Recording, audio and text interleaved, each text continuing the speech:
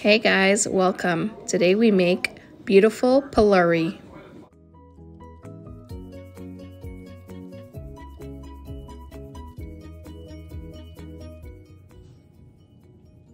Hey guys, today we're going to be making a beautiful Pholori recipe.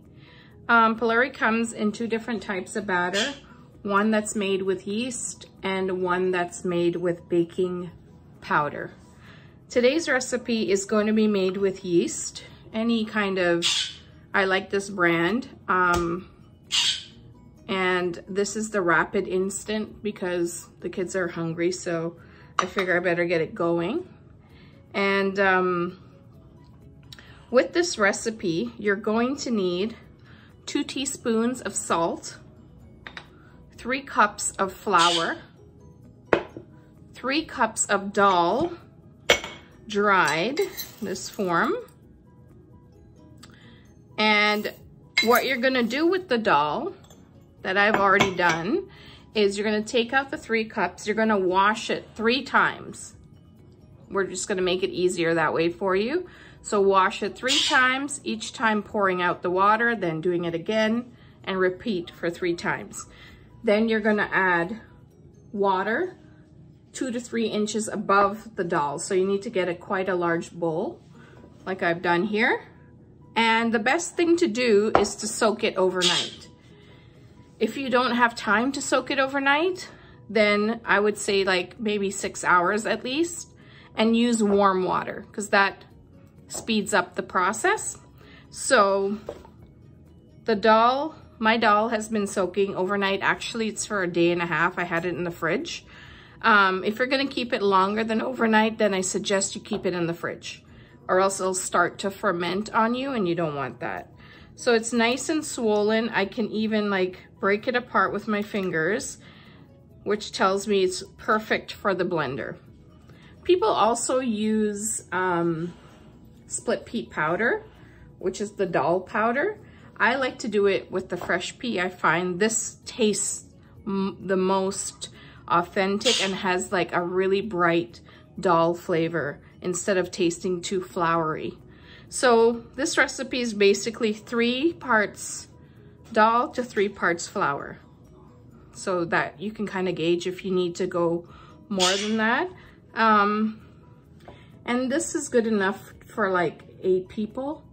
If you're having for appetizers, it's a perfect amount for about 8 people, 10 people, around there. If you need more than that, then I suggest you increase the recipe, okay? So it's just regular all-purpose flour. And here I have an extra bit of flour, a tablespoon of flour, and a tablespoon of sugar. And that's to make our slurry to feed our yeast to wake it up. And to this, I'm going to add 1 cup of warm water and add the yeast and set aside. So I'm going to go do that right now.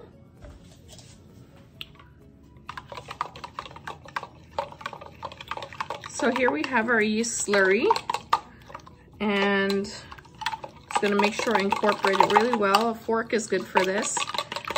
Some people might ask, why would I choose the yeast recipe over the baking powder? Well, if I don't have yeast, I would use baking powder, but yeast Pholori stays soft for longer. And baking powder Pholori is crispier on the outside. So depending on what you like, that's what I would gauge you towards. I like the yeast Pholori because tomorrow morning, tomorrow afternoon, I could just warm it 10 seconds in the microwave and it'll just be as gorgeous as when we first made it. We're also going to be making a nice mango sour, and for that, I'll show you here is the recipe, and that'll be on a next video, okay? Because I find it's too much to do in one, but I will teach you how to do that. Look forward for that in the next video. So we got the flour and that, and then also now when we blend our peas, when it's nice and soft, we're gonna need half of an onion. I have 7 garlic cloves here, 1 cube of turmeric paste. That's also in a video. This turmeric paste is worth it to make. One, you're not getting all the fillers of when you buy powdered turmeric or curry powders. It's a nice fresh product. You just buy the fresh turmeric, blend it. The recipe is on my page. If you like and subscribe, you can find that on there, and it's good to make with stews, curries, dal. Sometimes just diluting some in a cup of water and having it when you're not feeling your best. It's very, very, very good for you. Here I have 5 peppers, but it's entirely up to you how many peppers you want. You can add more or less. This just gives it a little bit of a bite, not too spicy. So if I really want it more spicy, add more. If you don't want any pepper, you don't have to, but it won't have that taste, okay? And I told you about the 2 teaspoons of salt. All right, so we're gonna go ahead and blend these ingredients together while our slurry brings the yeast alive. I'm gonna go ahead and blend this now, but before I do, I'm gonna pour out this water, and just in case any kind of, you know, slime or rancid, or you just never know. I'm just gonna give this a good wash again and blend it with it. To blend it, I'm gonna add 2 cups of water. So now I've washed my dal and I've added 2 cups of warm water. I'm going to add the pepper, turmeric paste that I've done in ice cube form, and the 2 teaspoons of salt. I'm gonna go ahead and blend this. And the reason I use warm water is that when I add the yeast and the flour, it'll continue to activate.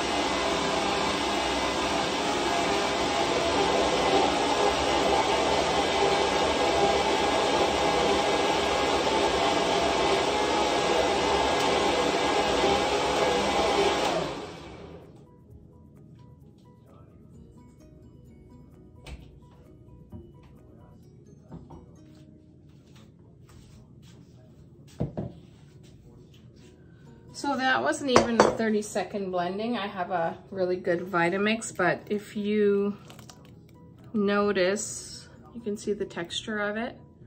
It just has a little bit of a grain, but not a hard grain. It's a soft, kind of fluffy grain, which is okay.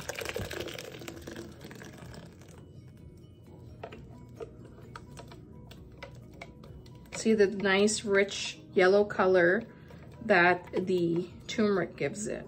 And as it sits, it'll get even more deep yellow. And I'm gonna keep this just in case I need water later on, then I can give this a rinse out, okay?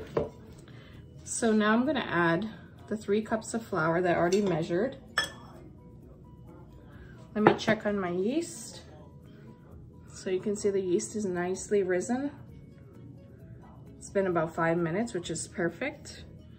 I'm gonna add the yeast in. And you have to use your hand for this.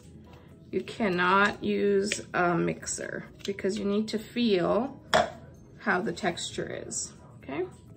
The flour. I'm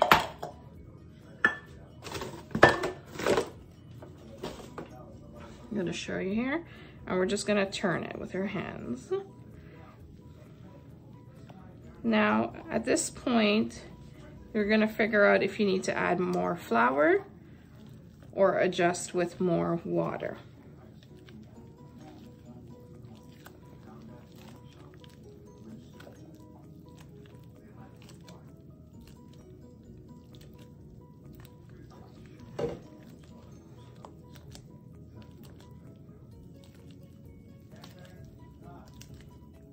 I can tell you right now, for whatever reason, it's always funny. Like sometimes I'll need more water or sometimes I'll need more flour. It's just the belly of the beast. You just can't tell sometimes. I don't know if it's because of how much water's been absorbed into the peas or just the type of peas sometimes. But I feel like I'm going to need to add a little bit more flour. Like this is a quarter, maybe a half a cup more.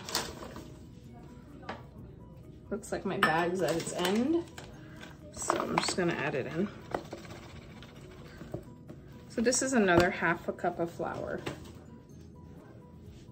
And this will be perfect, I can tell already.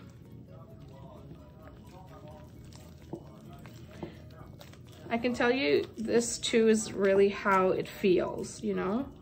How it feels in your hand.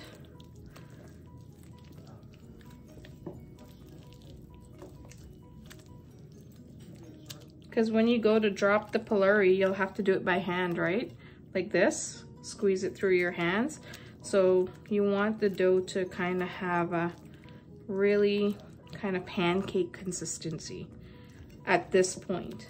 And then as the yeast activates, it'll make it thicker. So you don't want it to be thick right now, right off the bat, because then it'll be even more firm. And then your Pholori will be heavy. This makes it nice and light because you're gonna let the yeast do the work. And as I'm doing this, I can tell you, I can feel the grains. Don't worry. If you feel chunks, well, that's different. You'll have to blend it back again. And if you do, it's okay. It's not the end of the world. But I can feel it kind of grainy, but not hard in my hand. So this is the consistency here. It's kind of like a pancake batter consistency. And now I'm just gonna cover it down while we make the sauce. And it needs to sit for at least an hour. If you're in a rush, half an hour in a warm spot. Okay, we'll be right back. Hey guys, so we're back with our Pholori batter. Just gonna show you close up what it looks like. Now, just gonna show you, see here when I pull at it, it comes with me a little, and that's perfect. And it's a little runny. So when I go to drop it, it'll do that, okay? That's what you're looking for. A little runny, kind of, as I said, the pancake batter consistency. But now you'll notice it's kind of got a little gluiness to it because the glutens and the yeast developed with the flour, right? Well, while it was sitting. So it's perfect consistency. Again, it's okay to adjust at this point. If you feel it's too watery, you can't seem to get a drop made properly, then go ahead and adjust it. Too watery, add flour. Too thick, please add some water, okay? Our sour is also done. I did do a video on how to make that. So if you'd like to make this sauce to go with your Pholori, please like and subscribe to the channel and you'll see this video on how to make mango sauce, okay? So what I'm gonna do is move the fire to the front here. I'm gonna wash this off my hands and I'm gonna show you how I do the oil to ghee mixture.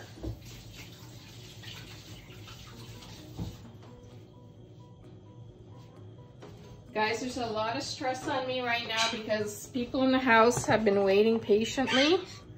They've even sent the little one to come and pressure me. She's telling me, see, she's saying she's hungry.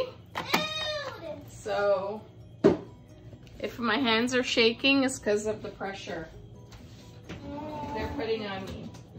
So whatever pan you choose, here I've put about 1.5 liters of oil in this pan here.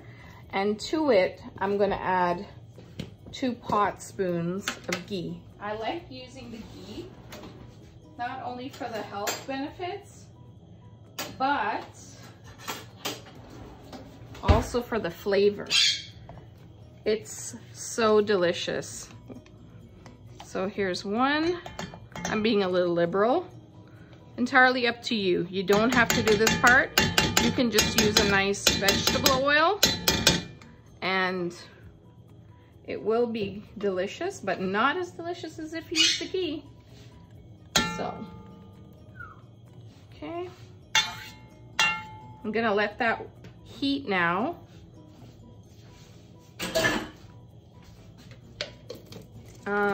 I don't use a thermometer. I know it's ready to fry when I test the first Pholori, and I'll show you how to do that.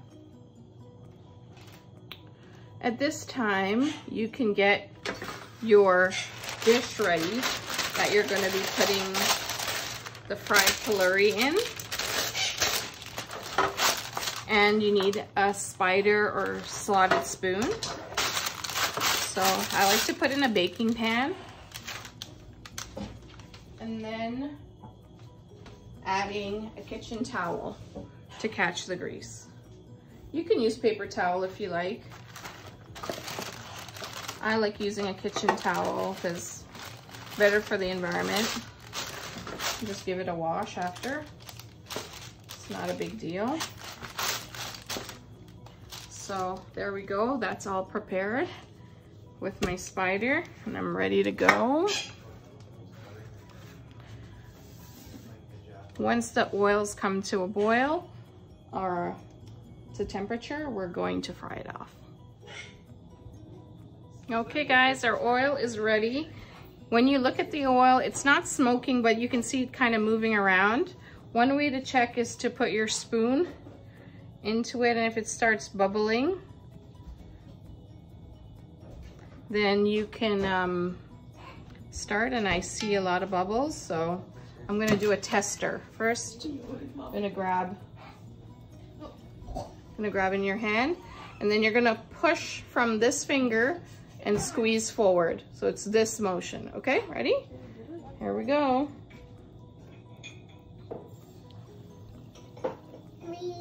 So the tester, once I see it pop up, then I know that the oil is good. Did you guys see that one pop up? So we're gonna go really fast now. And I'm going to put my fan on so the fire department doesn't come, okay? Because we have had that happen a few times. Thank you to the fire department because we smoked out the house. There is no smoke right now, but you know, the fire detectors are quite sensitive. So let's put that on and you can watch me cook.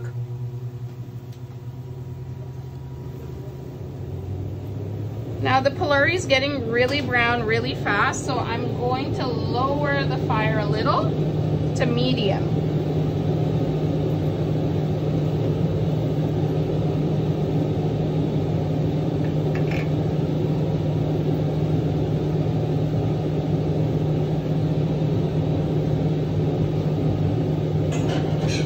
This takes a while, so if your Pholori comes out looking long or misshapen, doesn't matter.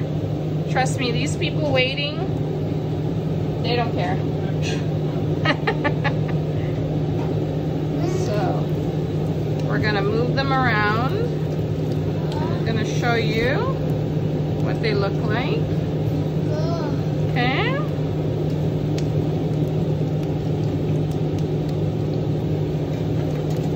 That's my 2 nieces and my son in the background. They're waiting patiently for their Pholori.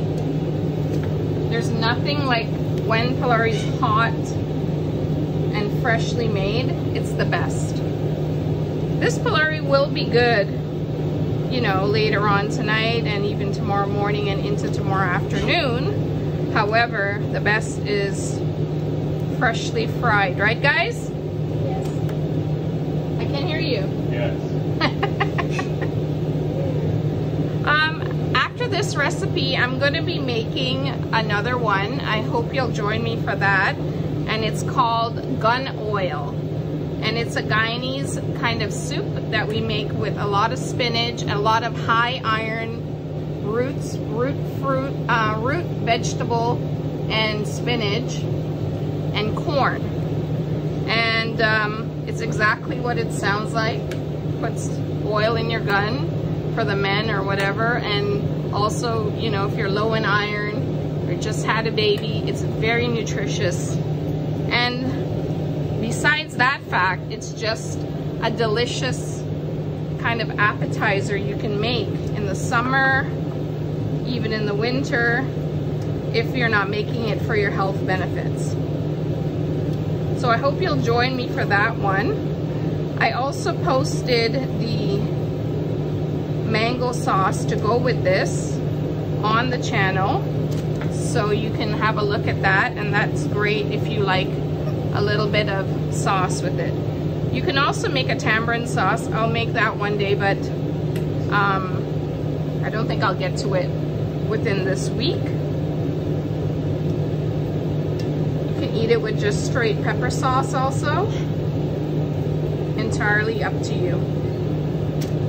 So I'm going to continue to fry, and you can watch me drop the next batch.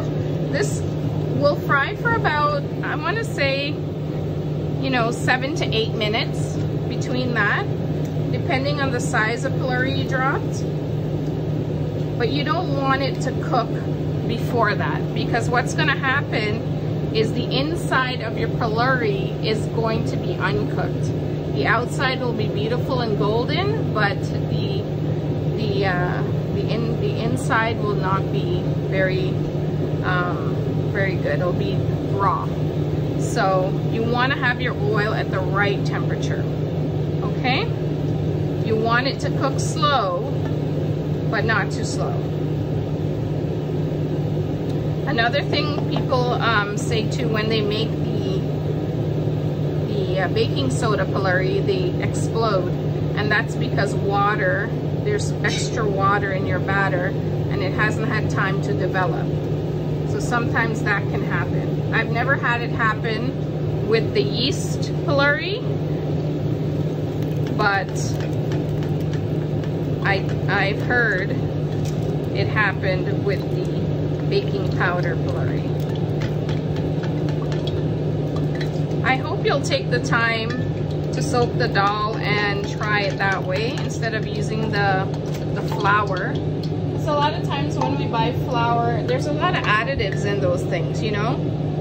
Companies have to make money, they have to make things last longer. So there will be some tampering with your food. So if you try this recipe, I think you'll really enjoy it. It's really light, soft. You will get that crunch once you have it fresh, and really soft interior.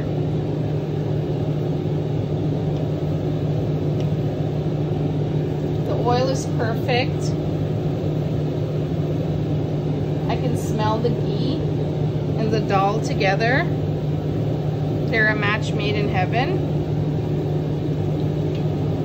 And I think I'm gonna call the taste testers in. I'm gonna continue to fry, and I'll be back. Guys, Pholori's ready. Guys, for dropping the Pholori, just practice over the bowl. Once you see you have the control over it and the idea, then try it over the oil. And you don't want the dough to be, you can see it's kind of holding together, right? Just practice over the bowl, and if you can get perfect drops without it running out, then you're dough is perfect. If you can and it's running, then you need to add a little bit more flour. So just add a 1/4 cup at a time and see how it works, okay? Practice over your bowl. You can see as the dough gets developed, the balls come nicer and they drop a lot nicer, as the oil also is perfect temperature. The first ones are always set that you fry are always kind of like your tester, okay? Practice. I'm still, hey guys, I'm still frying away. I just want to show you what they look like. The kids have already been at the first batch.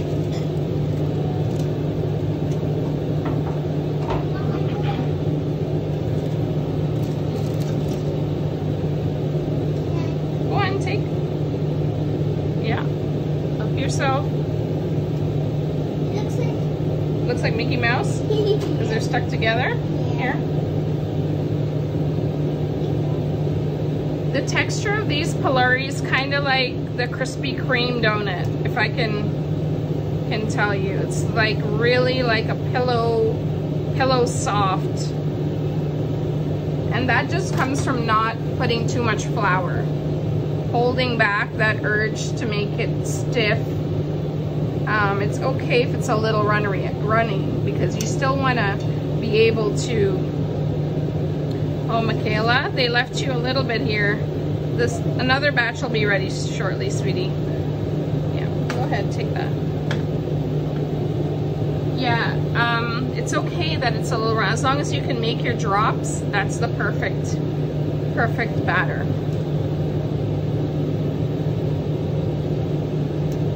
Once you make it 1 or 2 times, you'll understand what I'm speaking about. And this is something that comes with time. You won't, you know, it won't be perfect right off the bat. You'll realize that you may need more flour or maybe more liquid. That's really the 2 variables. The yeast and the other seasonings, that's on point. You won't have to worry about that.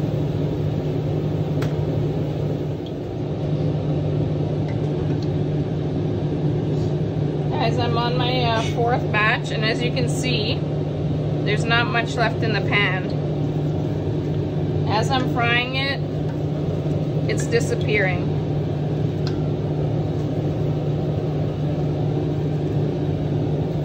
Which I love, right? You guys are all cooks out there. You know that when you cook it, you want your family to love and enjoy it. And your friends or whoever it is you're putting your heart into making it for. So this is a good sign for me that even though I've fried so much, they're enjoying it.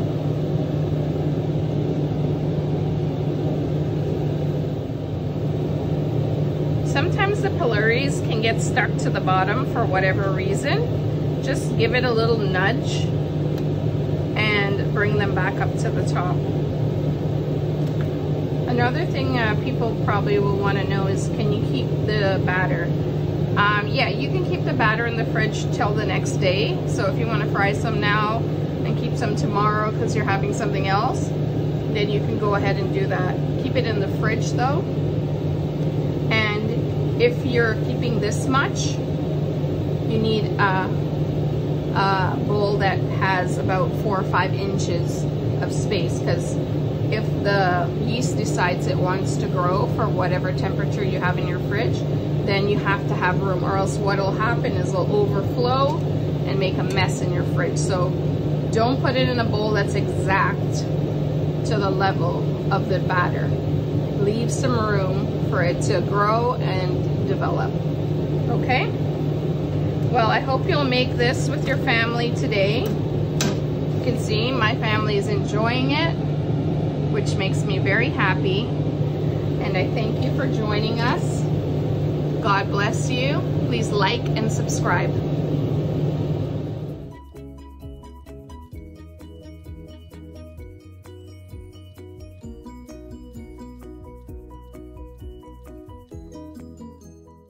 A big shout out and thank you to all my kitchen helpers. Love you guys.